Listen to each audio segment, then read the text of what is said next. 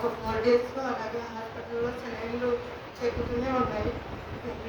మొన్న ఇంకా శనివారం ఇంకా డిశ్చార్జ్ చేసేసారు. ఇంటికి తీసుకొచ్చాం. కానీ కొద్దిగా వామిటింగ్స్ అట్లా జరిగినాయి. మాకు చాలా కంగారైంది. కానీ ఏం పర్వాలేదన్నారు. చిమ్ముంటే వాడమని చెప్పారు. ఇప్పుడు బాగానే ఉన్నారు.